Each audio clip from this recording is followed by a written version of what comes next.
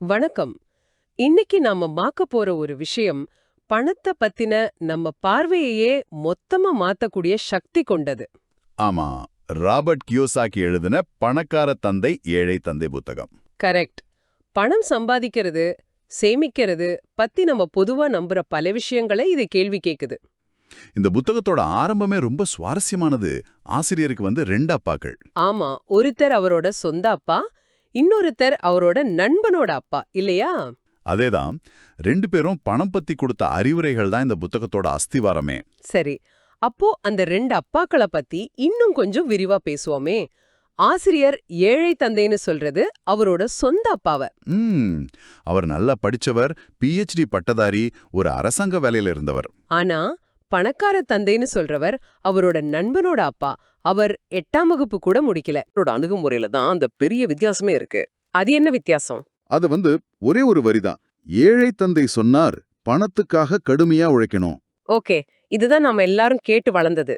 ஆனா பணக்கார தந்தை சொன்னார், பணம் உனக்காக கடுமையா உழைக்கணும். ஆஹா, இது கேக்குறதுக்கு சின்ன வித்தியாசமா தெரியுது. ஆனா யோசிச்சா இதுலதான் மொத்த தத்துவமும் அடங்கியிருக்கு. ஒன்னு நாம வாழ்நாள் முழுக்க பணத்தை துரத்தி ஓடுறது, இன்னொன்னு பணத்தை நமக்காக ஓட வைக்கிற ஒரு சிஸ்டமை உருவாக்குறது. இதுல மனநிலைக்கும் ஒரு பெரிய பங்கு இருக்குன்னு புத்தகம் சொல்லுது. ஏழை தந்தை அடிக்கடி என்னால ஒருபோதும் பணக்காரனாக முடியாதுன்னு சொல்வாராம். ஆமா, அது கடைசில உண்மையாயிடுச்சு. ஆனா பணக்கார தந்தை சில சமயம் நஷ்டத்துல இருந்தா கூட, நான் ஒரு பணக்காரன், பணக்காரர்கள் இப்படி செய்ய மாட்டார்கள் அப்படின்னு சொல்வாராம். இது எப்படி? நான் பணக்காரன்னு சொல்றதால மட்டும் ஒருத்தர் பணக்காரர் ஆயிட முடியுமா? இது ஒரு அருமையான கேள்வி. இது வெறும் பாசிட்டிவ் திங்கிங் மட்டும் இல்ல. இது ஒரு மனத்தடைய உடைக்கிற விஷயம். மனத்தடையா? ஆமா, என்னால இத வாங்க முடியாதுன்னு நீங்க சொல்லும்போது உங்க மூளை வேலை செய்யறது நிறுத்திடுது. அது ஒரு முற்றுப்புள்ளி. சரி. ஆனா இத நான் எப்படி வாங்குறது அப்படின்னு நீங்க கேட்கும்போது உங்க மூளைக்கு வேலை கொடுக்கறீங்க. அது பிரச்சனைகளுக்கு தீர்வு காண தொடங்குது. ஓஹோ, அப்போ அது வாய்ப்புகளை தேட ஆரம்பிக்குது. கரெக்ட். வாங்க முடியாதுங்கிறது ஒரு சோம்பேறித்தனமான மனநிலை. எப்படி வாங்குறதுங்கிறது படைப்பாற்றல தூண்டுற ஒரு விஷயம். ரொம்ப சுவாரஸ்யமா இருக்கு.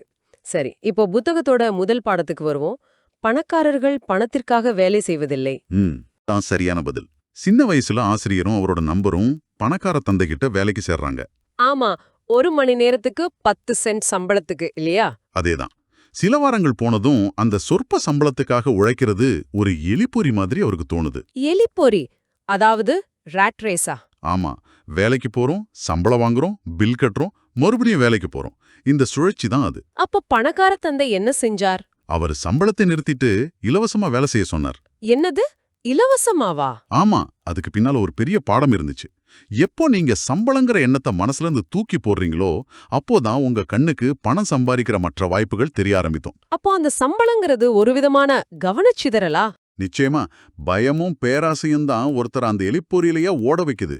சம்பளம் வரலனா என்ன பண்றதுங்கிற பயம், இன்னும் அதிகமா வேணுங்கிற பேராசை, இத உடைக்கிறது தான் முதப்படி. அந்த பாடத்தை அவங்க எப்படி நடைமுறைப்படுத்தினாங்க? அதுதான் அந்த காமிக்ஸ் நூலக கதையா? கரெக்ட். சம்பளம் நின்று போனதும் அவங்க மூளை வேலை செய்ய ஆரம்பிச்சது. கடைகள்ல தூக்கி போடுற பழைய காமிக்ஸ் புத்தகங்களை சேகரிக்க ஆரம்பிச்சாங்க. ஓகே.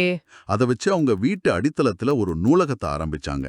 மத்த குழந்தைங்க அந்த காமிக்ஸ படிக்க ஒரு ஆளுக்கு 10 சென்ட் கட்டணும். யோசிச்சு பாருங்க, ஒரு பைசா முதலீடு இல்ல, மத்தவங்க குப்பைன்னு நினைச்ச ஒரு விஷயத்துல இருந்து ஒரு சொத்தை, அதாவது ஒரு அசட்டை அவங்க உருவாக்குனாங்க. அவங்க அந்த இடத்துல இல்லாமலேயே அந்த நூலகம் அவங்களுக்காக பணம் சம்பாதிச்சது.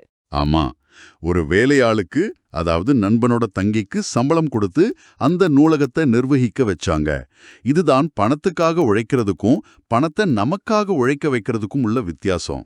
வாவ், இது விஷயத்தை இன்னும் தெளிவாக்குது.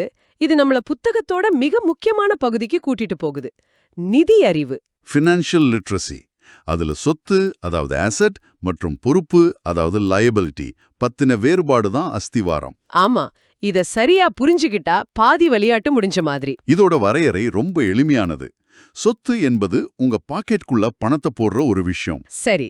பொறுப்பு என்பது உங்க பாக்கெட்ல இருந்து பணத்தை எடுக்கிற ஒரு விஷயம். ஓகே, சொத்து பணத்தை உள்ள போடும், பொறுப்பு பணத்தை வெளியெடுக்கும். சிம்பிள். பணக்காரங்க சொத்துக்களை வாங்குறாங்க, ஏழை மற்றும் நடுத்தர வர்க்கத்தினர் சொத்துக்கள்னு நினைச்சுக்கிட்டு பொறுப்புக்களை வாங்குறாங்க.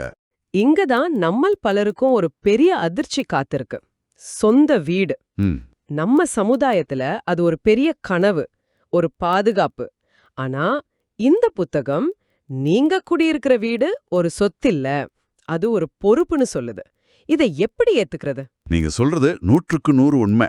இந்த இடத்துல கியோசாகியோட கண்ணோட்டத்தை சரியா புரிஞ்சுக்கணும். அவரு சொந்த வீடு வாங்காதீங்கன்னு சொல்லல, அப்போ என்ன சொல்றார்? அதோட நிதி ரீதியான செயல்பாட்டை புரிஞ்சுக்கோங்கன்னு தான் சொல்றார். ஒரு வீடு நீங்க குடியிருக்கும் வரை உங்க பாக்கெட்ல இருந்து பணத்தை எடுத்துக்கிட்டே தான் இருக்கும். வீட்டு கடன் இஎம்ஐ, சொத்து வரி, பராமரிப்பு செலவுகள், ஆமா நீங்க சொல்றது சரிதான். அதனால பண ஓட்ட கண்ணோட்டத்துல, அதாவது கேஷ் ஃப்ளோ பெர்ஸ்பெக்டிவ்ல அது ஒரு பொறுப்பு. ஒரு நிமிஷம், அப்போ எப்போ ஒரு வீடு சொத்தாகும்? அதே வீட்டை நீங்க வாடகைக்கு விட்டு அந்த வாடகை உங்க மாதாந்திர செலவுகளை விட அதிகமா இருக்கும்போது. ஓஹோ, அப்போ அது நம்ம பாக்கெட்டுக்குள்ள பணத்தை போடுது. கரெக்ட். அப்போ அது ஒரு சொத்தா மாறுது. இந்த புத்தகம் உணர்ச்சி ரீதியான முடிவுகளை விட நிதி ரீதியான புத்திசாலித்தனமான முடிவுகளுக்கு முக்கியத்துவம் கொடுக்குது. புரியுது. பணக்காரர்கள் முதல்ல வருமானம் தரும் சொத்துக்களை வாங்கிட்டு அந்த பணத்துல தான் தங்களோட கனவு இல்லம், கார் போன்ற பொறுப்புகளை வாங்குறாங்க. சரியா சொன்னீங்க.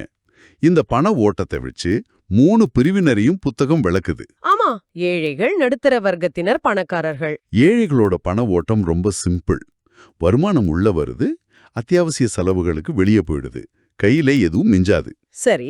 நடுத்தர வர்க்கத்தினரோட பண ஓட்டம் கொஞ்சம் சிக்கலானது.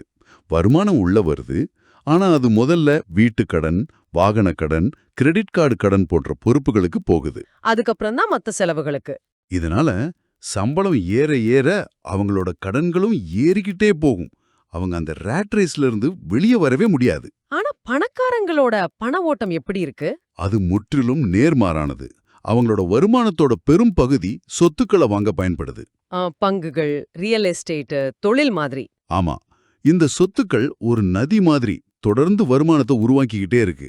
இந்த வருமானம் அவங்களோட எல்லா செலவுகளையும் பார்த்துக்கொள்ளுது. அதனால அவங்க பணத்துக்காக வேலை செய்ய வேண்டிய அவசியமே இல்ல. அவசியமே இல்ல. அவங்களோட சொத்துக்களே அவங்களுக்காக வேலை செய்யுது. அது ஒரு நேர்மறையான சுழற்சி. சூப்பர். சொத்துக்கள் மற்றும் பொறுப்புகளுக்கு இடையிலான வித்தியாசத்தை புரிஞ்சுக்கிட்டோம். ஆனா ஒரு சாதாரண வேலையில இருக்கிறவர் எப்படி சொத்துக்களை உருவாக்க தொடங்குறது? இது ஒரு முக்கியமான கேள்வி. அதுதான் உங்கள் சொந்த வியாபாரத்தை கவனியுங்கள் என்கிற அடுத்த பாடம். அதாவது மைண்ட் யுவர் ஓன் பிசினஸ். ஆமா, உங்க வேலை வேற, உங்க வியாபாரம் வேறன்னு அவர் சொல்றாரு. இதுக்கு மெக்டானல்ட்ஸ் நிறுவனர் ரே கிராக்கோட கதை ஒரு சிறந்த உதாரணம். ஓ, அந்த கதை.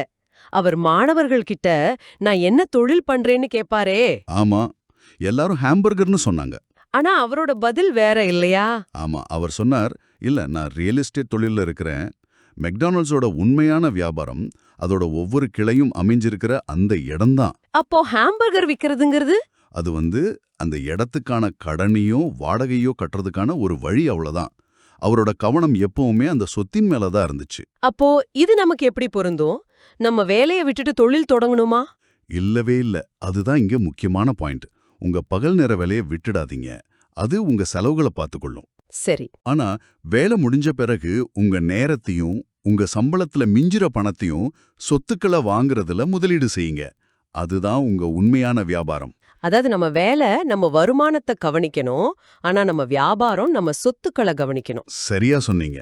இதுல வரி சம்பந்தமாவும் ஒரு முக்கியமான விஷயத்த சொல்றாரு இல்லையா? நிறுவனங்களை பயன்படுத்துவது பற்றி. ஆமா, ஆனா இது முக்கியமா அமெரிக்க வரி விதிப்பு முறைய மனசுல வச்சு எழுதப்பட்டது. அங்கே ஒரு தனிநபர் சம்பாதிச்சதும் முதல்ல வரி கட்டிட்டு தான் செலவு செய்ய முடியும். ஆனா ஒரு நிறுவனம் அப்படி இல்ல. கரெக்ட். ஒரு நிறுவனம் சம்பாதிச்சு செலவு செஞ்சுட்டு கடைசியில மிச்சம் இருக்கிற லாபத்துக்கு மட்டும்தான் வரி கட்டும். இது வரிகளை குறைக்க ஒரு சக்தி வாய்ந்த வழி. சரி, இதெல்லாம் கேட்க நல்லா இருக்கு. ஆனா இந்த சொத்துக்களை, இந்த வாய்ப்புகளை எப்படி கண்டுபிடிக்கிறது? புத்தகம் சொல்லுது, நிஜ உலகத்துல புத்திசாலிகளை விட துணிச்சலானவங்க தான் முன்னேறாங்கன்னு. துணிச்சல் மட்டும் இல்ல, நிதி சார்ந்த புத்திசாலித்தனமும் துணிச்சலும் சேரும்போதுதான் மேஜிக் நடக்குது. இதுதான் பணக்காரர்கள் பணத்தை கண்டுபிடிக்கிறார்கள்னு சொல்றார். அதாவது தி ரிச் இன்வென்ட் மணி. ஆமா, பெரும்பாலான மக்கள் வாய்ப்புகளை பார்க்கறதில்ல. ஏன்னா அவங்க பணத்தையும் பாதுகாப்பையும் மட்டும்தான் தேடுறாங்க. அதனால அவங்களுக்கு அது மட்டும் கிடைக்குது. நிச்சயமா. இதுக்கு புத்தகத்துல ஒரு நல்ல ரியல் எஸ்டேட் உதாரணம் இருக்கு. ஆமா, சந்தை ரொம்ப மந்தமா இருந்த ஒரு காலகட்டத்துல எல்லாரும் பயந்து போய் சொத்துக்களை வித்துக்கிட்டு இருந்தாங்க. அப்போ ஆசிரியர் $75,000 மதிப்புள்ள ஒரு வீட்டை வெறும் $25,000 வாங்கினார். அதுவும் வெறும் $2,000 முன்பணம் கொடுத்து. இது ரொம்ப ரிஸ்க் இல்லையா? மத்தவங்க பயந்து ஓடும்போது இவர் வாய்ப்பை தேடி போறார். இதுதான் முக்கியமான புள்ளி. அது வெறும் சூதாட்டம் இல்ல, அது கணக்கிடப்பட்ட இடர், அதாவது கால்குலேட்டட் ரிஸ்க். ஓஹோ. அந்த பகுதியை பத்தி அவர் நல்ல ஆராய்ச்சி செஞ்சிருந்தாரு. சந்தை திரும்பவும் ஏறும்னு அவருக்கு தெரிஞ்சிருந்தது. வாங்கின உடனே அந்த வீட்டை $95,000 விக்கிறாரு. வாவ். அந்த லாபத்தை வச்சு ஒரு பெரிய அடுக்குமாடி குடியிருப்ப வாங்குறாரு. இதுதான் பணத்தை கண்டுபிடிக்கிறது இல்ல உருவாக்குறது. அப்போ இது அதிர்ஷ்டம் இல்ல. இல்லவே இல்ல. இது நிதி அறிவும், சந்தையை புரிஞ்சிக்கிற திறனும், சரியான நேரத்துல செயல்படுற துணிச்சலும் சேர்ந்த ஒரு செயல். ஆக இந்த புத்தகத்தோட ஒட்டுமொத்த சாராம்சம் என்னன்னா, நிதி சுதந்திரம்ங்கிறது நீங்க எவ்வளோ சம்பாதிக்கிறீங்கங்கறத பற்றியது இல்ல. இல்ல. அது உங்க பணத்தை பத்தின அறிவையும் மனநிலையையும் சொத்துக்களை உருவாக்குற திறனையும் பற்றியது. சரியா சொன்னீங்க.